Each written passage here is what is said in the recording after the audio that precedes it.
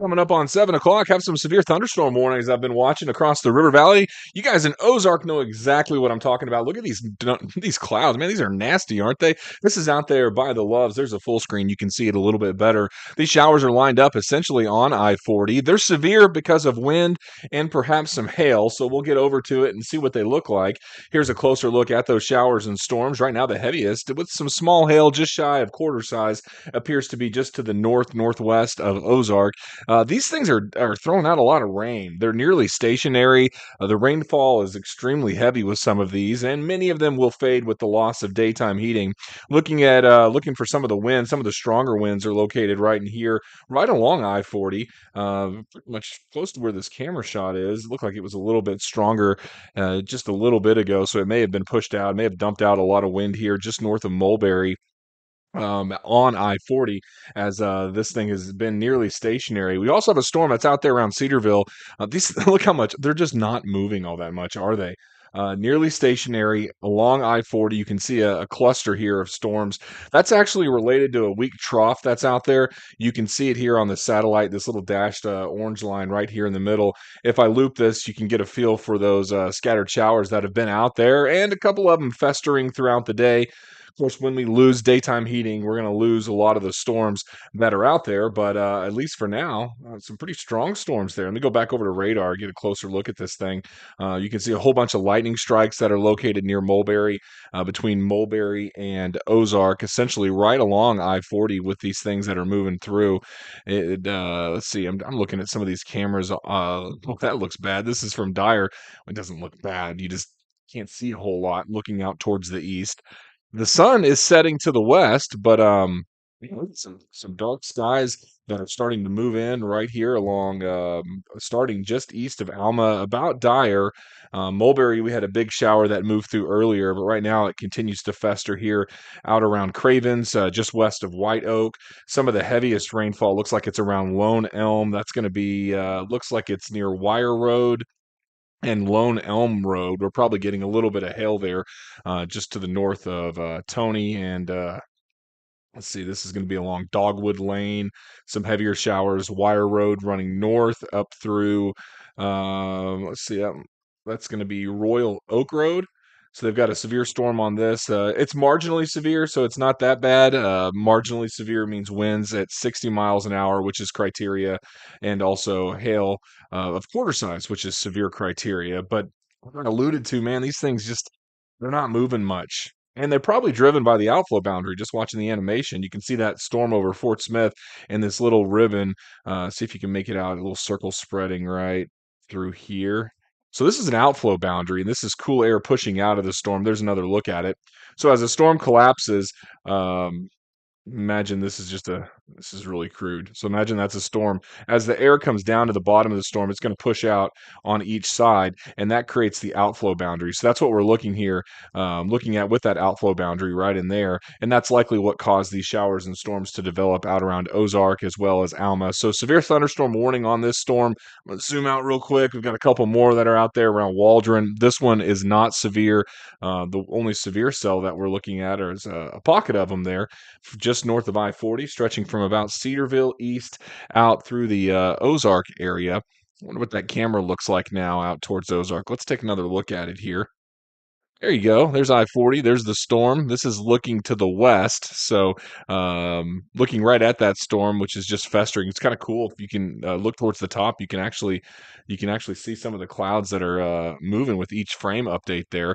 So it's pretty dynamic, pretty active. Don't see any rotation within any of this. You might see some clouds on the leading edge that may look like they're rotating. A lot of times those are shelf clouds, or we even call them roll clouds sometimes because they roll like this, and that could be a possibility here on the leading edge as that moves through. But I think we probably at least have that potential for some wind damage out around Ozark. Mulberry, where it rained earlier, actually getting some sun. This is looking out towards the west. Heavy rainfall. I checked iDrive when this stuff was moving through, and man, traffic really slowed down. Of course, if you're like me and you got stuck in some of that stuff earlier today out there in Fayetteville, man, it was really raining hard in Fayetteville and Johnson, and then cleared up and everything went about its way. No problems at all. Another camera shot I thought was kind of cool earlier. I was looking, I don't know if it'll still be there now, but up on 49, some of the Smoky Mountains, you can see why we call them Smoky. We had some rain that was out there earlier, but you can see some of that fog that's rolling around.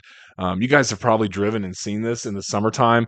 So it cools the air down, and the air in the valley is cooler than the air above it, and it condenses and forms those smoky looking clouds that are out there. But it looks like you got some great valley fog that's out there. Matter of fact, I think we're going to see quite a bit of fog tonight too, especially if you had a big downpour from earlier. But just watching this camera, you can see some of those low clouds start lifting coming up off the mountain. Back over to radar, showing those strong thunderstorms out there around Mulberry.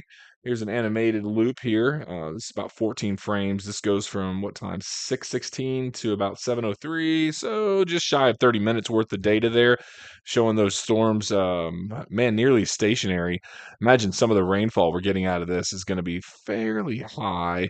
Um, let's see. This is from Morrison Bluff on 109, looking south. So we have some storms out that direction, but they're scattered. So yeah, not everybody's seeing the showers and storms. In fact, most of us probably won't see the showers and storms today. You guys are like, "What, Lewis? Man, it was pouring at my house." Probably was if you live in Fayetteville or you live in Ozark. Um, and yeah, here's another look at this. This camera is going to be fun to watch. You guys can download the iDrive app on your phone and look at all these cameras. You can also look at traffic. I do it all the time before I leave because I-49 is usually a disaster.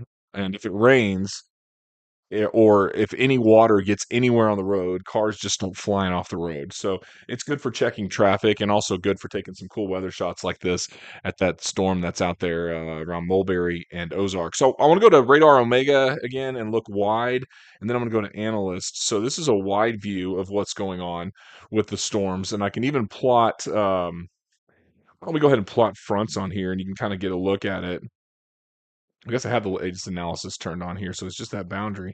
There's the high pressure. It's farther to the south here. So you got the high that's spinning clockwise.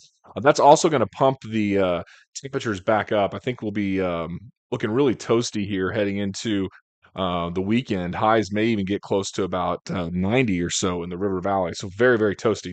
All right, so I've got a lot loaded here. I'm going to load about 100 frames. This takes us to 1 o'clock. So you can see those showers from earlier that festered around Fayetteville. We also had those storms right there around the Hopper Tunnel, which is why we're seeing the Smoky Mountains there. You have that outflow boundary that moved south and got into Fort Smith. You also had an outflow boundary that moved north to Fort Smith. Those things teamed up, and we got some showers and storms going on here from Salisaw to the east, and it also ignited the storms here around Ozark and the Mulberry area, which brings us to where we are right now with that big heavy duty storm that's right there over Mulberry and out there over Ozark. Over on Analyst, we can do a better job of checking for the wind to see what's going on, if the wind's spinning, if it's doing anything wonky out there. I don't think it is. Let's look here and see. Ooh, there's some strong winds right there north of Mulberry, though. Good grief, look at that. This is probably some damaging winds here on the northeast side of Mulberry. It would be right in this area. I wonder if we can actually see that over on the other source a little bit clearer, and I can give you guys some street names here that are being affected by this. So this is northeast of Mulberry. I'm going to change over to base velocity. Let's not do base velocity. Let's do this velocity. There you go. That's better. Zoom in on where we could be looking at some wind damage potential here. That would be right along Miller Road. That would stretch east out towards Carriage Road and then up towards White Rock.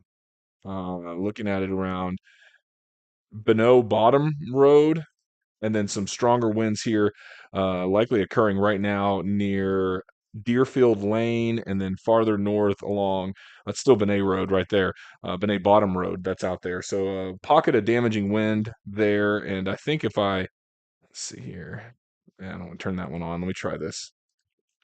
I wanted to loop this, but I didn't want to loop 100 frames. Let's loop 14. That'll show us that green area developing. There it is. So it's almost like there's two. So there was a downburst earlier. Did you guys catch it? So there's one here, and now there's one here.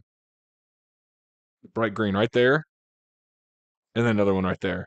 So there's been pockets of damaging wind with this, and I think winds probably are close to 60 within that darker green color just to the northeast side of Mulberry. Let's go back to reflectivity real quick. Let's look at this for the last 15 minutes. Cedarville, you guys got a nice little storm over you too, don't you? Just to the north of Cedarville. Let's see. Sky is really getting dark, looking east out over Dyer. My goodness. Look at that. Everybody's got their headlights on. They're coming from that big storm they just drove through. And probably not moving real quick on it either. There's another look at those storms that are making their way across the area.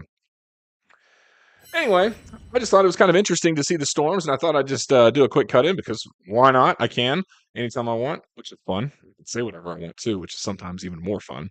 But this evening, we'll see some of those storms die with the loss of daytime heating, and then we get hot for the weekend. We're looking at lots of sunshine, high temperatures that'll be in the 80s. I think we start the day tomorrow with fog and even some low clouds. We get sunny by the afternoon. Sunday's probably your weekend day of choice as far as the sky goes. It'll be sunnier. Temperatures are going to be hot, though. They'll be in the mid 80s. Hot. 2 months, I'll tell you, hot. But the heat index could get close to 90. I will say late Sunday into Monday, there's a chance we could see some showers and storms. But I think Tuesday is probably the better day for severe weather. And then again, coming up on Thursday. So we've got some opportunities next week for some much stronger storms that are out there. So that's what's going on this evening. These storms should die down, and we should be in for some calmer weather through the overnight. And it looks like active weather next week. But hey, hope you have a great weekend. May 17th, we've got a little bit more to go before we get into June. By June, the tornadoes will start lessening, and we won't have that rotation risk with just about every storm we see. See you guys back here next time.